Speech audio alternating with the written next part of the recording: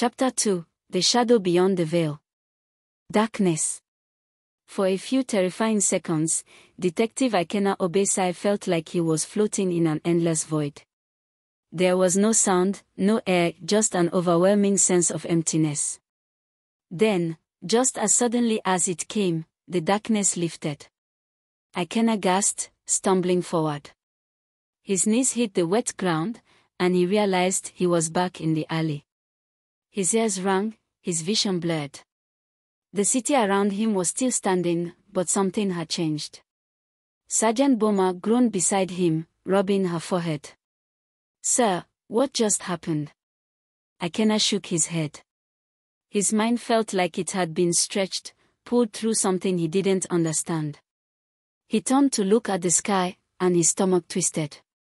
The veil was still there, but it was different. The crack had widened. It pulsed with an unnatural glow, like an open wound in reality. Behind it, the shadowy form still lurked. Watching. Waiting.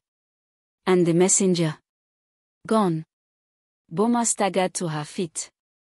"Sir. I think the whole city just..." Before she could finish, a loud boom echoed through the streets. Both detectives turned toward the sound. It came from the direction of the waterfront, where the refinery used to be before the explosion 5 years ago. Now, it was nothing more than a ghost town, a place no one dared to enter. Until now. Ikenna's radio crackled to life. "Detective. Are you there?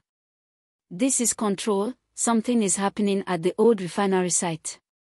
There's something in the sky. We need..." Static. Then silence. Boma swallowed. "We should go." Ikenna nodded. Whatever was coming, it was already here. The journey to the waterfront. The roads were eerily quiet as Ikenna and Boma drove toward the waterfront. Usually, even late at night, Port Harcourt never truly slept. But now, it felt as if the entire city was holding its breath. Streetlights flickered, casting long shadows that seemed to move when no one was looking. A few stray dogs ran through the streets, whimpering as if sensing something humans could not. "Sir," Boma said, gripping the steering wheel tightly. "What do you think that thing was?" Ikenna exhaled. "I don't know. But I think it's connected to the refinery explosion from 5 years ago. That's when the veil appeared. That's when everything started changing." Boma nodded but said nothing. She was thinking the same thing. As they neared the waterfront, a thick mist rolled in from the water, swallowing the buildings in the distance. The scent of salt and rust filled the air. And then, they saw it. A massive, pulsating rift hovered above the remains of the refinery. It was much larger than the one in the sky above the city. This one wasn't just a crack in reality, it was a gateway. Something was trying to come through.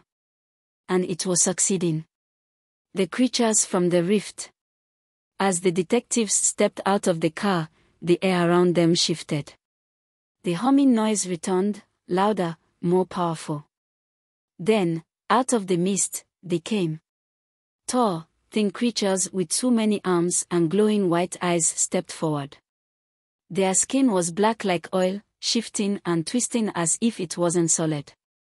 They made no sound as they walked, but the air around them crackled like static. Boma took a step back, her hand hovering over her gun. "Sir." Ikenna didn't move.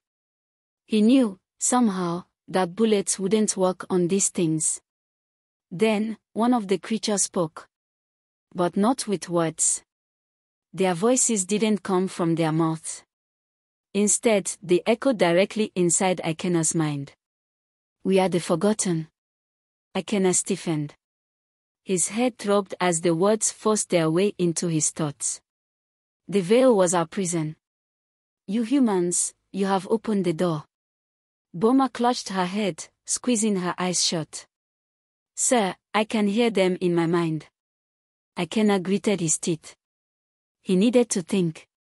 Needed to act. The creatures took another step forward.